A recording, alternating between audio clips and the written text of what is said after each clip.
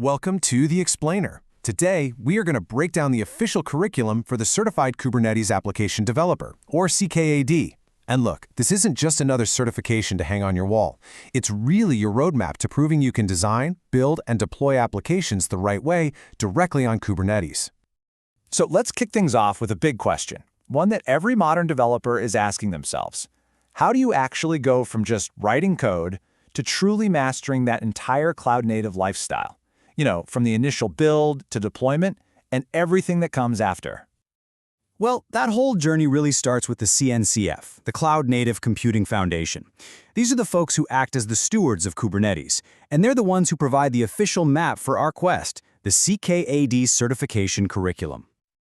Okay, so what does this map, the CKAD curriculum, actually look like? Let me tell you, it is not just some random list of commands you have to memorize. No, it's a really carefully structured guide to what a modern developer absolutely needs to know to succeed. And this right here perfectly illustrates that landscape. You can see the exam is broken down into 5 key domains, and together they cover the entire application lifecycle. This tells you right away the certification isn't about just one niche skill. It's about becoming a truly well-rounded cloud-native developer. So, these 5 domains, these are the territories we're going to explore today. All right, let's dive in. Our first stop on the journey is where every single application begins, the design and build phase. This is a solid 20% of the exam, and it's all about forging your code into a containerized application that Kubernetes can actually understand and manage. This is the core workflow you have to nail. It starts, obviously, with packaging your app into a container image, but it definitely doesn't stop there. Next, you have to design the pod that defines how your application is going to run. And, maybe most critically, you've got to decide how it's going to manage its data by attaching the right kind of storage volumes.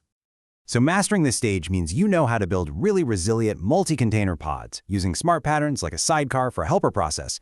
It's about knowing which workload to use for the job. Is it a long-running deployment or maybe a scheduled cron job? And of course, it's about handling data like a pro with the right volume type. Now, here's what's really interesting. While building is obviously fundamental, a huge part of the exam, we're talking a combined 40%, focuses entirely on what comes next. And that massive 40% chunk, it's all dedicated to getting your application launched and connected to the world. By combining 2 domains, application deployment and services and networking, the exam is making a really critical point. This is where your application finally meets its users. A crucial skill here is mastering different deployment strategies. Come on, you can't just push new code and cross your fingers, right? You need to know how to pull off a blue/green deployment for 0 downtime releases, or maybe a canary release to safely test out new features with just a small group of users first.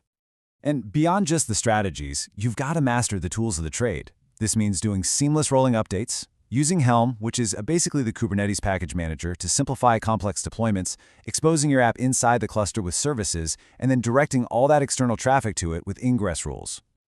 But, getting your application up and running is really only half the battle. This quote says it all. If you can't see what's happening inside your app, it's just a black box. Basically, a ticking time bomb waiting to cause problems. Which brings us to our next critical area, mastering the live environment. This is where we learn how to keep our application healthy, secure, and totally predictable. And this is all covered by the last 2 domains, observability and environment configuration and security. Think of this as your application's life support system. The curriculum tests your ability to set up readiness and liveness probes to make sure traffic only ever goes to healthy containers.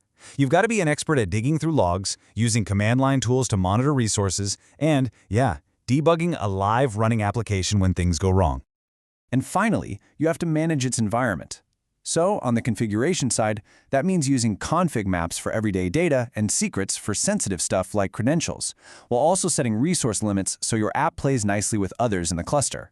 And on the security side, it's all about defining permissions with service accounts and network policies to lock down exactly what your application can do and who it's allowed to talk to. So there you have it. We've just journeyed through the entire application lifecycle as the CNCF defines it, from that very first build all the way to securing and observing a live running service. And this is the real takeaway here.